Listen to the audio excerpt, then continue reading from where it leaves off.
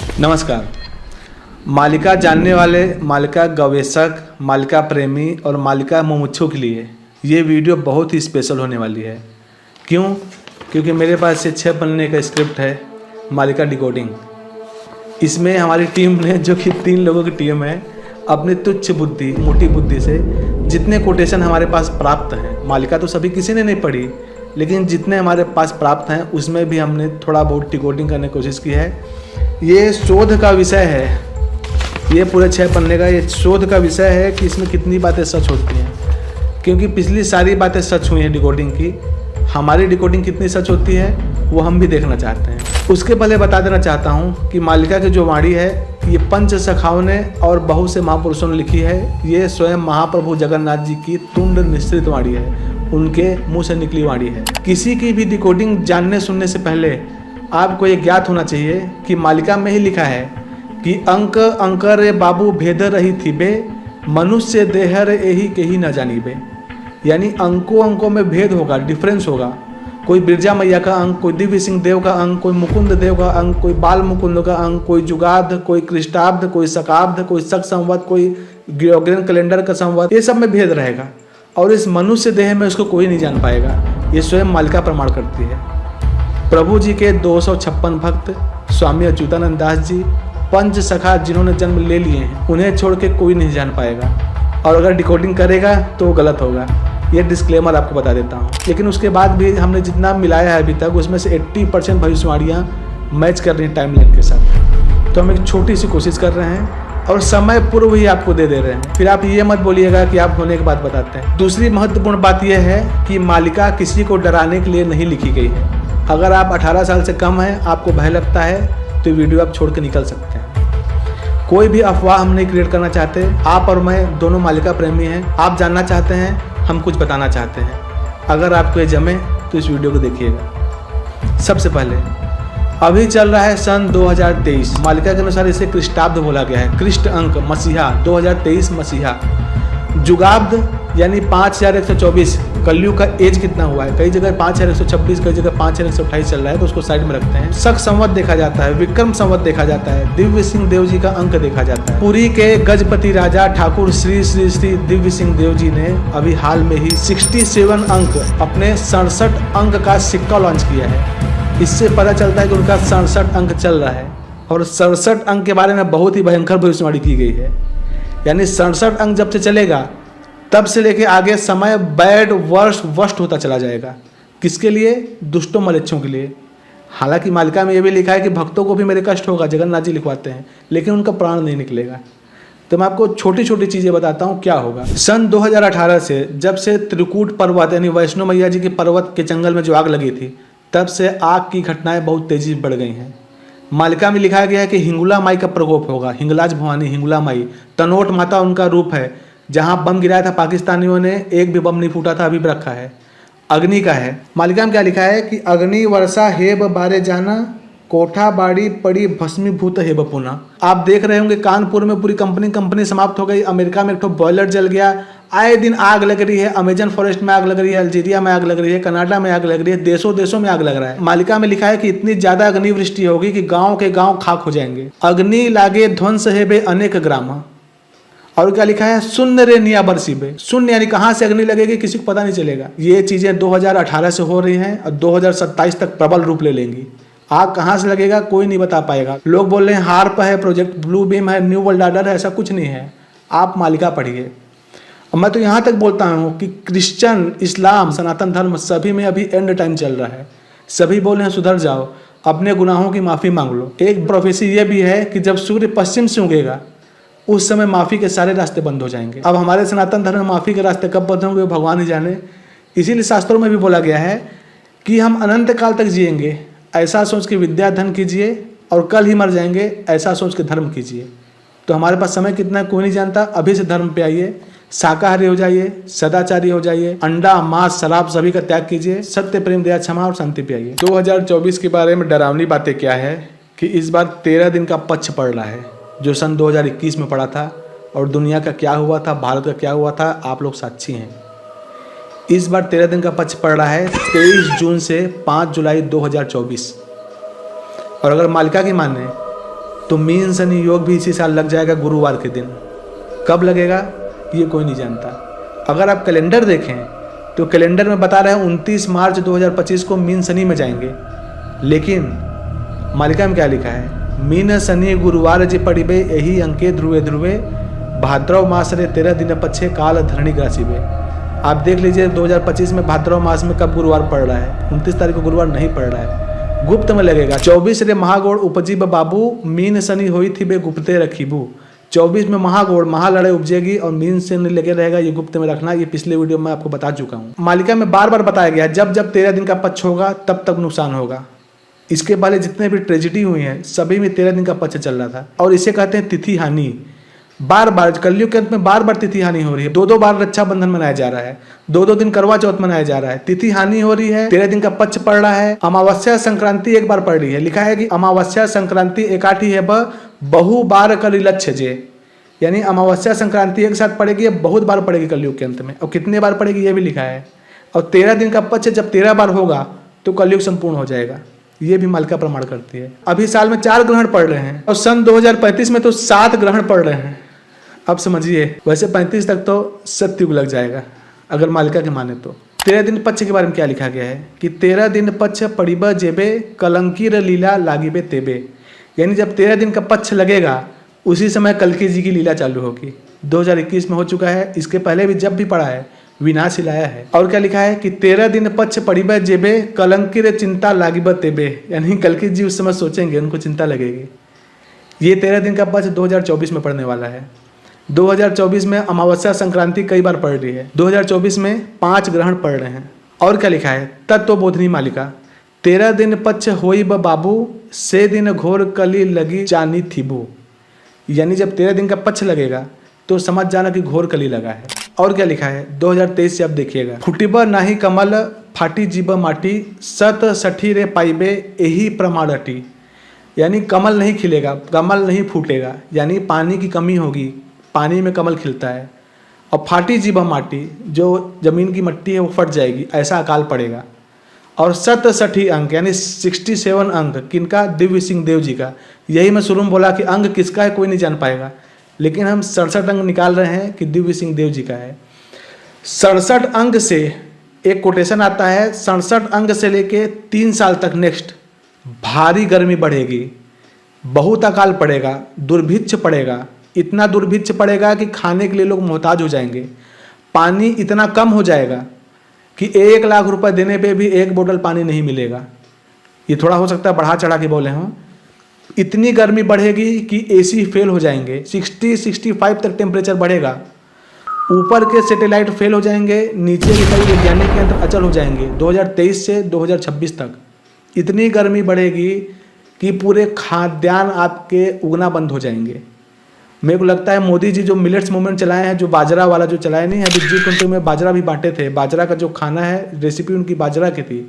तो मुझे लगता है कहीं ना कहीं करसण बापू जी का नाम आप सर्च कीजिएगा, कहीं ना कहीं वो उनको हिंट दिए होंगे कि ऐसा आने वाला है। तो जो मिलेट्स रहते हैं, जो मोटे अनाज रहते हैं, वो कहीं भी उग जाते हैं। आने वाले 3 सालों में, यानी 2023 से शुरू हो गया है, टेम्परेचर बहुत ज़्यादा बढ़ेगा। मालिका में लिखा है प्रकांड होई ब खरा लबौड़ तरु तृण सुखी जीवे, यानी खरा सूर्य का जो ताप है इतना तीव्र होगा कि तरु यानी पेड़ और तृण यानी जो तिनका है वो सूख जाएगा, हरे पेड़ में आग लग जाएगी। एक जगह लिखा है कि 10 गुना है ब खरा, 10 गुना हो जाएगा, यानी 600 साल पहले जब मालिका लिखी गई थी उस अनुसार 10 गुना खरा यानी सूर्य का ताप हो जाएगा। एसी फेल हो जाएगा। फिर से मैं आपको बता रहा हूँ, लोग मरने लग जाएंगे। मालिका में ऐसा भी वर्णन है कि इतनी ज़्यादा गर्मी बढ़ जाएगी कि गड्ढे के पानी में आप चावल डालोगे ना तो भात होकर निकलेगा। इतनी ज़्यादा गर्मी, 55 डिग्री के ऊपर कोई ऐसी काम नहीं करता। बताइए कौन अच्छा करेगा। हम शुरू से सबको यही समझाते आए हैं कि आप शाकाहारी हो जाएं। शाकाहारी यानी अंडा भी नहीं, शाकाहारी हो जाएं। किसी भी प्रकार का शराब, सिगरेट, चीलम, तंबाकू, गुटखा सभी छोड़ दें। ये आपके भलाई के लिए है। मालिका में क्या लिखा है, केतकी फूल मालिका कि मांस खिया है ब देहा सही न पारिबे सुरजन का दाह केतकी फूला छूटी ब सर्वं का सूल, यानी जो देह है, जो मांस खाता है वैसा शरीर सूर्य का दाह नहीं सह पाएगा, सूर्य की रश्मि नहीं सह पाएगा, सूर्य की गर्मी नहीं सह पाएगा और उसके प्राण छूट जाएंगे। आप सोचेंगे मांसाहार से क्या होता है, आप नेट में सर्च कीजिए, ग्लोबल वार्मिंग का बहुत बड़ा कॉज है मांसाहार।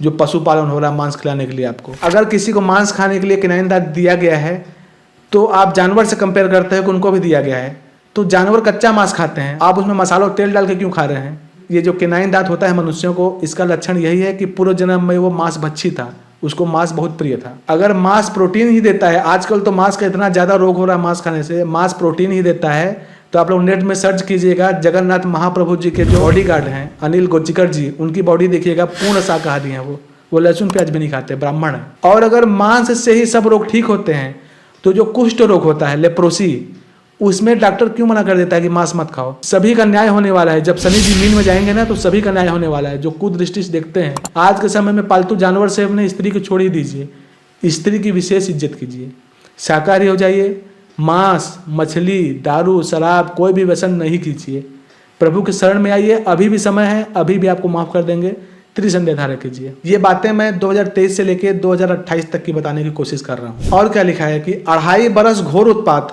24 अंक को आना, शमशान पर आए ए जग सारा, उच्छन्न हुई बेसिना। यानी 24 से लेकर 2.5 वर्ष घोर उत्पात होगा और पूरा संसार शमशान जैसे हो जाएगा।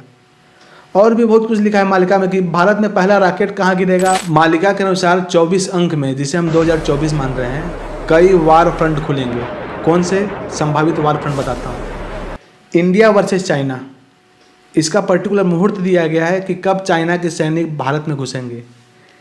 China versus Taiwan, Russia versus Japan, South Korea versus North Korea, India versus China, और 13 मुस्लिम जो कंट्रीज हैं वो लास्ट में होंगे, लेकिन 3 पहले खुलेंगे। India versus China, China versus Taiwan, और रसिया वर्सेस जापान, अमेरिका वर्सेस रसिया, ये सब खुलेंगे। उसमें चाइना के बारे में क्या बोला गया है कि वृष मास आदि आरंभ होइब उत्तरांचल रे युद्ध, यानी वृष मास के शुरुआत में चाइना में युद्ध आरंभ होगा।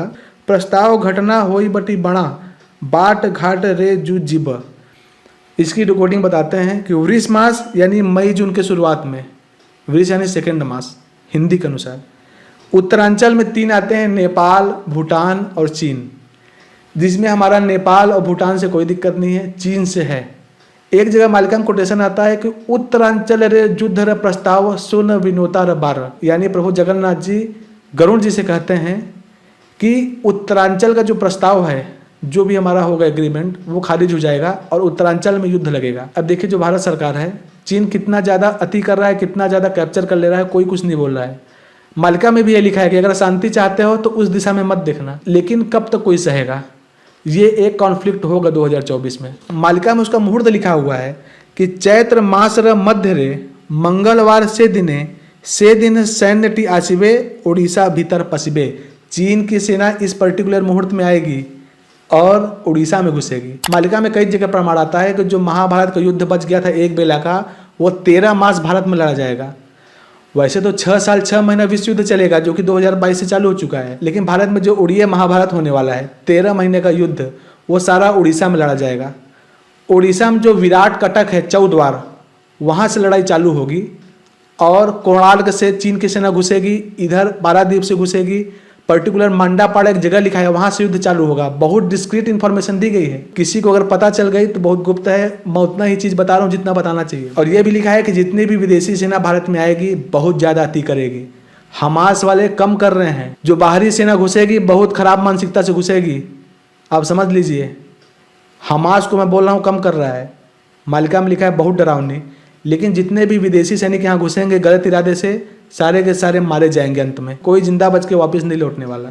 मालिका में लिखा है कि 23 जात 24 आत पृथ्वी होइबे उल्कापात, यानी 23 जाता रहेगा 24 आता रहेगा, पृथ्वी पे उल्कापात होगा।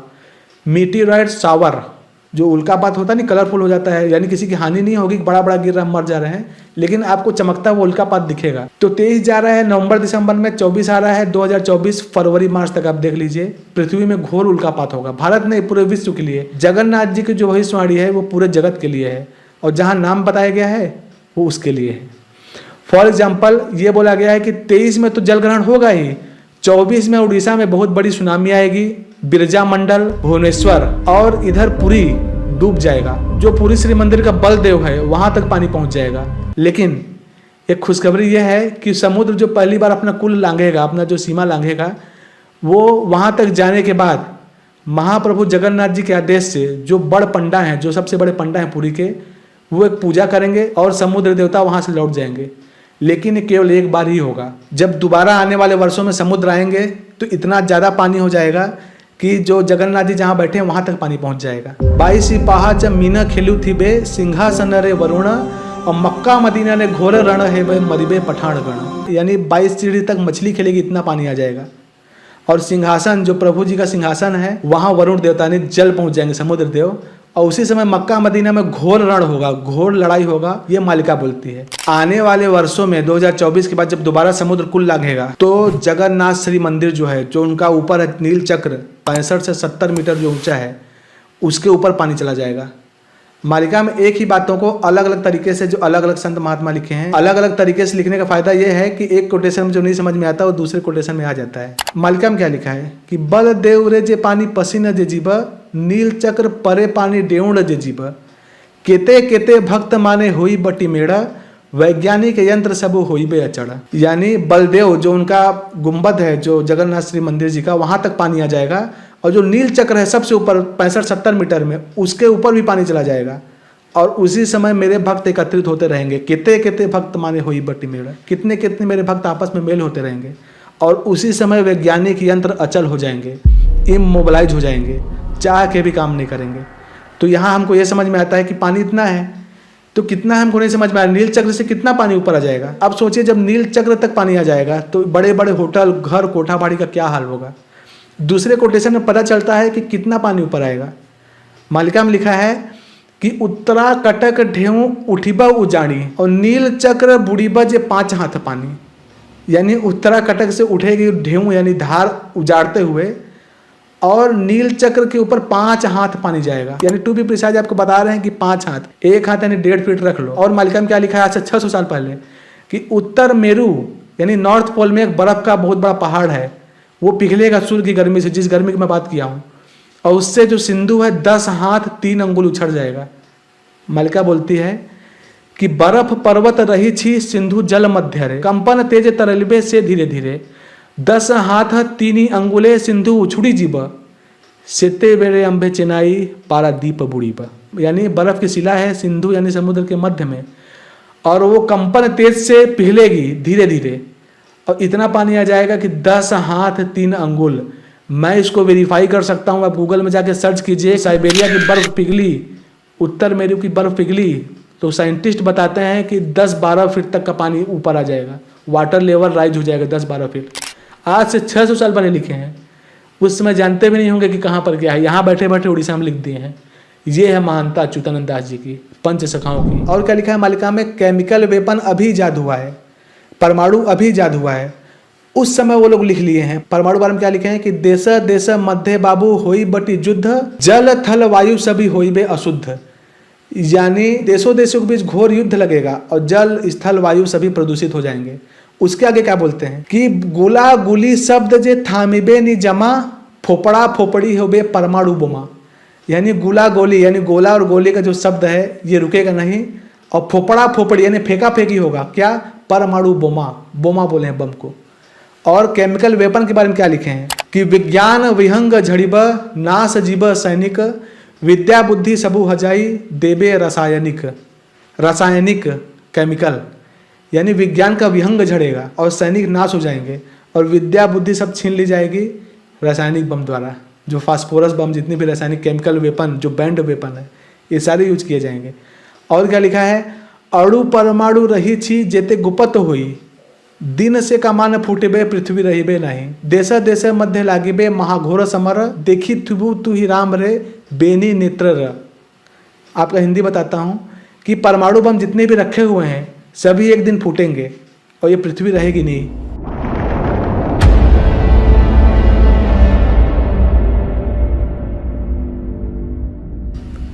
पृथ्वी रहने लायक नहीं रहेगी, इनहेबिटेड नहीं रहेगी।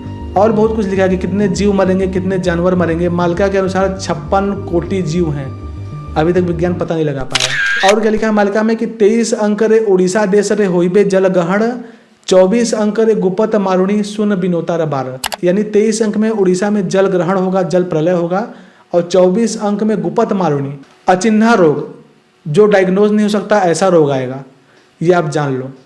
तो 24 अंक बहुत महत्वपूर्ण है। इतनी बड़ी बीमारी आएगी, कोरोना से बड़ी बीमारी आ सकती है। लॉकडाउन लगेगा नहीं, ये सरकार तय करेगी।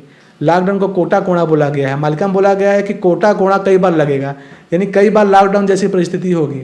और आप लोग पूछते हैं कि बड़े बड़े कथावाचक, बड़े बड़े पंडित जी लोग क्यों नहीं जान पा रहे हैं मालिका के बारे में, तो मालिका ये बोलती है कि एक दिन उनको भी पता चलेगा, क्योंकि है तो अल्टीमेटली भक्त है। मालिका में लिखा है कि मला मला डाक सात थर हेब, थोके जिबे रेणु होई, ज्ञानी जन माने घबरा होइबे, अज्ञानी थिबे ताकाही। यानी मला मला, मरा मरा 7 बार हल्ला होगा, 7 बार आवाज आएगी मरा मरा। और एक जगह लिखा है कि 64 रोगर भ्रमु थिबे फेरी फेरी, यानी 64 प्रकार के रोग आएंगे, ये हैजा वजा भी आएगा और दुष्टों का नाश होगा। मालिका में साफ साफ लिखा है कि केवल दुष्ट, मलेच्छों और पापियों का नाश होगा। जो अभी भी, जब तक मालिका का प्रचार हो रहा है, अभी भी धर्म बाट में लौट आता है, अंडा, धूम्रपान, व्यसन सब छोड़ के महाप्रभु कल्की जी के शरण में आता है, माधव जी के शरण में आता है, उसका बचाव संभव है। उसके लिए क्या करना होगा? सबसे पहले जो मैंने बताया कि मांस, मछली, अंडा, शराब नहीं करना है, व्यभिचार नहीं करना है, सत्य, प्रेम, दया, क्षमा और शांति का आचरण करना है, और 3 चीज़ें करनी है। पहला माधव नाम जप, जो कल्की जी का प्रादुर्भाव हुआ है उनका नाम है माधव, पहला माधव नाम जप, दूसरा श्रीमद् भागवत महापुराण पठन, और तीसरा जो सबसे बड़ा रामबाण है वो है त्रिसंध्या। 3 टाइम आपको पाठ करना है, पूरी श्रद्धा से, पूरी समर्पण से। और जिस मालिका में डरावनी बातें लिखी हैं, उसी मालिका में ये भी लिखा है कि मेरे भक्तों को कुछ नहीं होगा। वो आसपास होते देखेंगे कि सब लोग मर रहे हैं, सब चीज़ नाश हो रहा है, लेकिन मेरे भक्त बचे रहेंगे, दैवी कृपा से बचे रहेंगे। जो 2.5 से 3 साल त्रिसंध्या करेगा, उसका शरीर देवों का हो जाएगा, दिव्य शरीर प्राप्त होगा। उस शरीर का खंड प्रलय कुछ नहीं बिगाड़ पाएगा। भक्तों को जरूर कष्ट होगा, एक समय भक्तों को भी खाना नहीं मिलेगा, लेकिन भक्तों का प्राण नहीं निकलेगा। प्रभु हरि का, प्रभु माधव का नाम लेके वो बचे रहेंगे, ऐसा मालिका प्रमाण करती है। तो अभी भी अगर आप चाहते हैं कि धर्म बाट पे लौट आए, सुधरना चाहते हैं, चाहे जितने भी पापी हों, अभी भी हमारे पास समय है, अभी भी आपके पास समय है।